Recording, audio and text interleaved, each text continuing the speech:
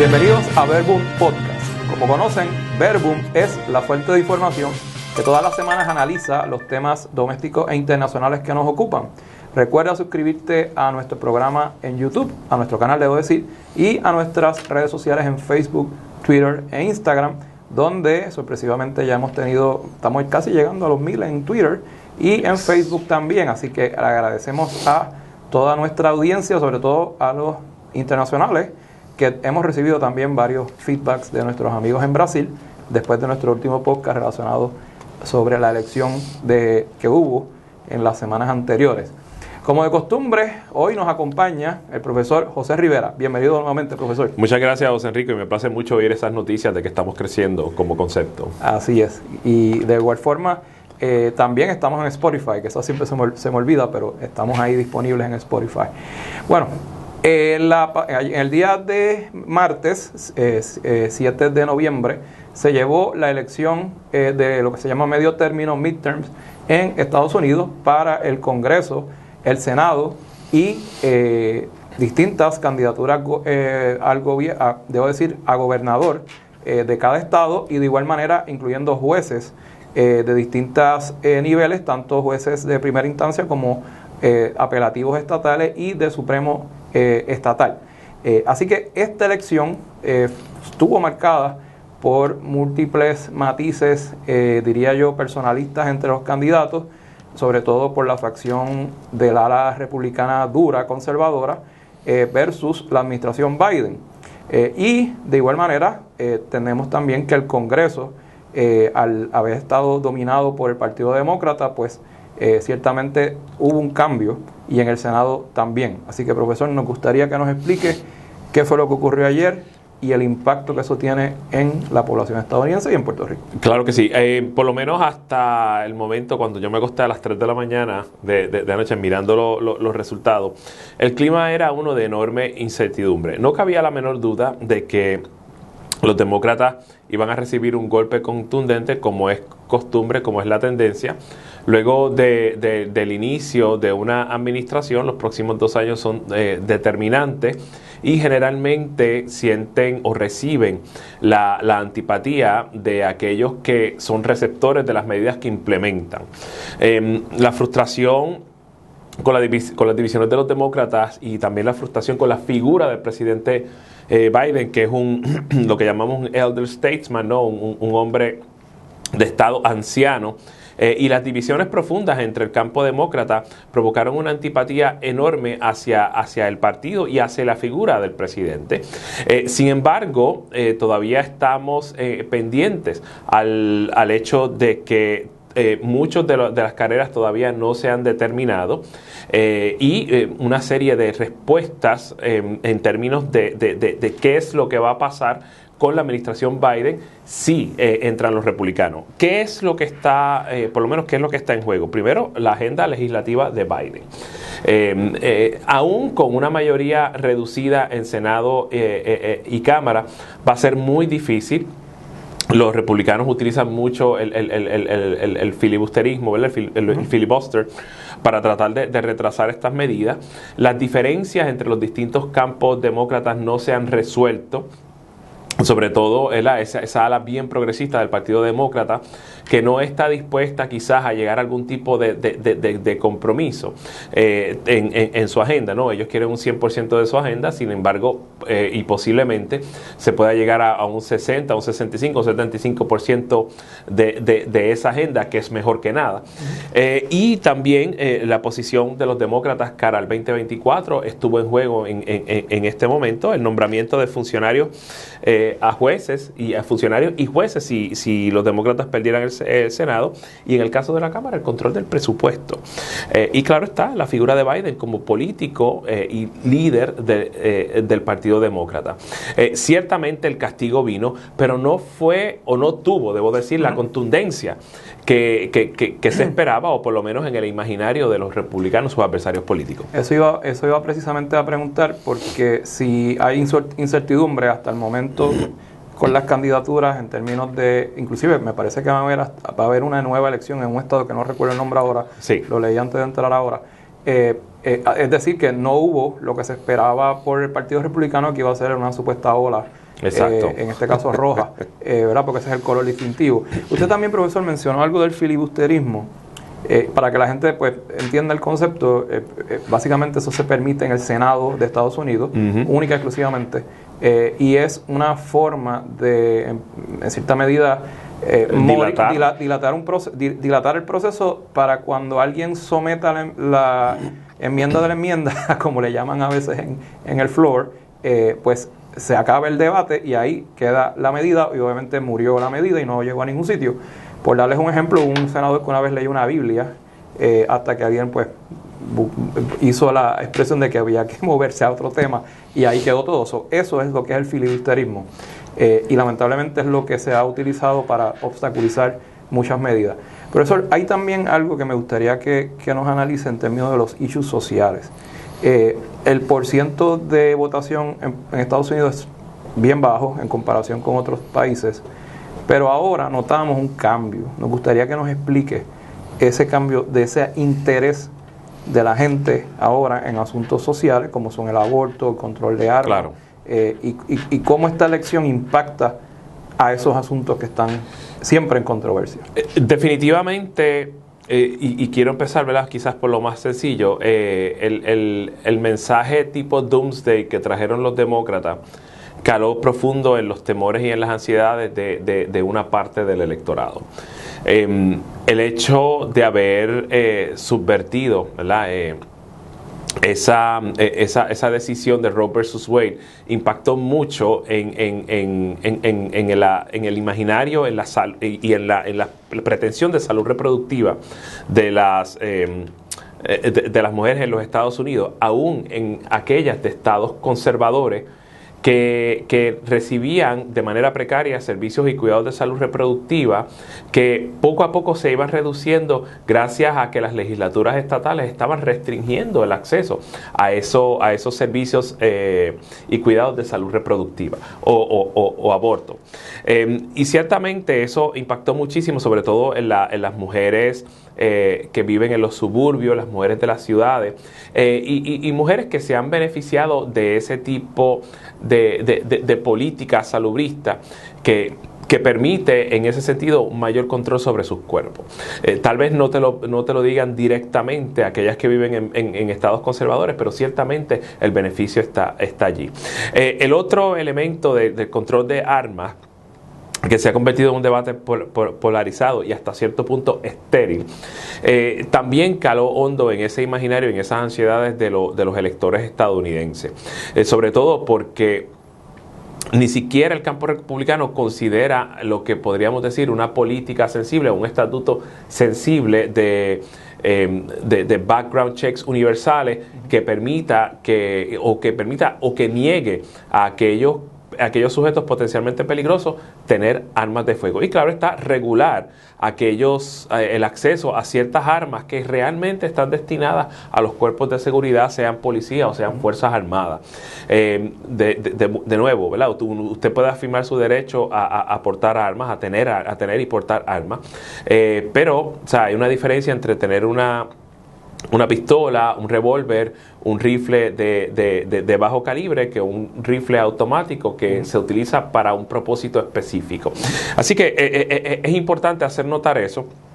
Es importante hacer notar que muchas veces estos issues impactan a ciertos grupos e impactan a nivel local. Me explico.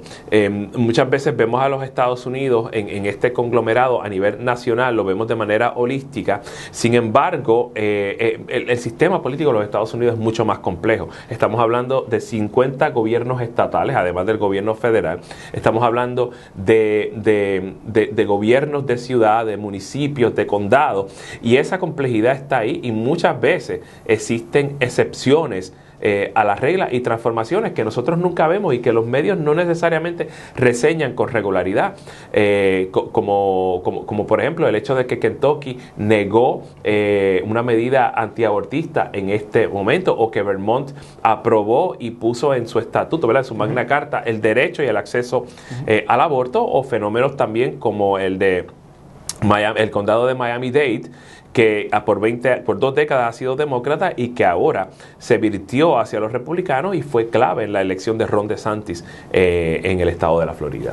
Y de igual manera hay debo decir, hay varios estados que son clave, sobre todo para la cuestión del Senado, como son por ejemplo Pensilvania, Wisconsin, Georgia, porque son cruciales para determinar la aprobación o no de la política pública del presidente Biden, y de igual manera el balance de poder en Washington para los próximos 2 años. ¿Cómo usted ve estas contiendas, profesor? Y si entiende que el Senado, que por lo menos se puede decir que ya es republicano, si va a ser esa misma línea dura que fue durante la administración del presidente Trump bajo Mitch McConnell, que va a ser ahora el nuevo líder de la mayoría, que ya lo había sido. En algunos casos todavía no tenemos la certidumbre de que Georgia va a ser republicano o demócrata, porque ambos rivales, el reverendo Raphael Warnock, que es el actual incumbente demócrata, y Herschel Walker, el exfutbolista republicano, van a ir a una segunda vuelta en diciembre. Me parece que en Pensilvania también John Fetterman, el vicegobernador del estado de Pensilvania, que dicho sea de paso sufrió un derrame cerebral, también validó su posición en Pensilvania. Por lo tanto, Pensilvania va a tener ahora un senador demócrata.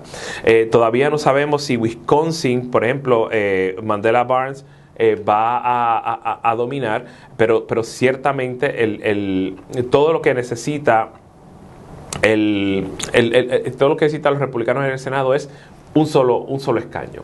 Es decir, si llegado el 7 de diciembre Warnock pierde esa segunda vuelta en Georgia, el Senado se torna entonces republicano, y entonces Mitch McConnell podría ser el próximo líder senatorial. Ahora bien, quiero hacer una mención.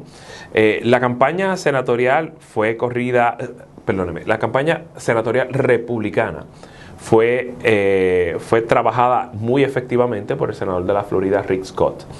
Y es muy probable, lo había mencionado en un momento, se había mencionado, ¿verdad? Un colega lo mencionó, es muy probable que ese resultado favorable, de ser así, podría entonces crear una contienda en el Senado en el que Rick Scott podría retar a Mitch McConnell como líder senatorial, como líder de la mayoría senatorial, de darse el escenario de la mayoría republicana en el Senado.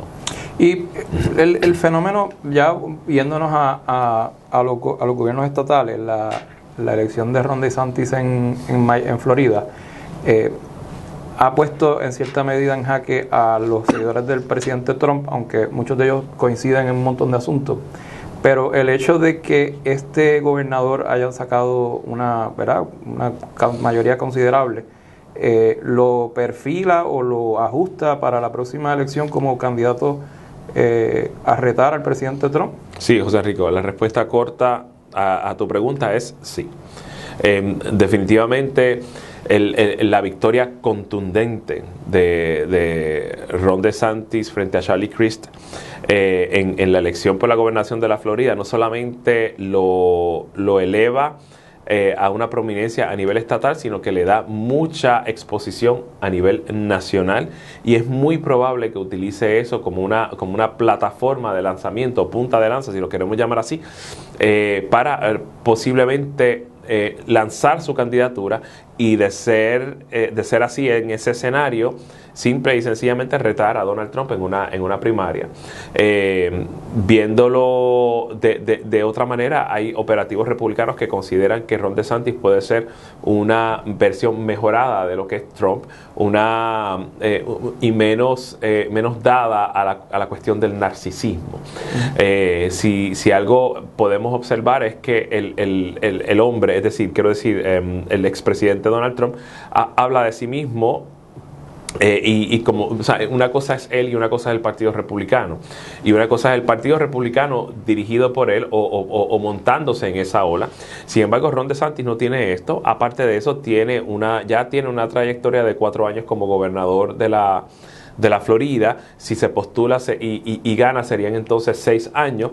Y generalmente los ejecutivos estatales hacen mejor trabajo como presidente. Lo que eso vaya a querer decir, si él se alzará con la presidencia llegado el 2024, es otra cosa. Todos sabemos que ejercer un puesto ejecutivo en la política nacional es mucho más difícil que ejercer un puesto ejecutivo a nivel de Estado. Y le pregunto, ¿sería positivo el que DeSantis entre a la contienda para el GOP por el problema institucional que tienen ahora mismo interno? Yo creo que es una figura que simple y sencillamente puede ayudarles a limpiar un poco la imagen de incompetencia, no la de extremismo, porque como sabemos las medidas que se han implementado en el estado de la Florida generalmente van acorde con la agenda de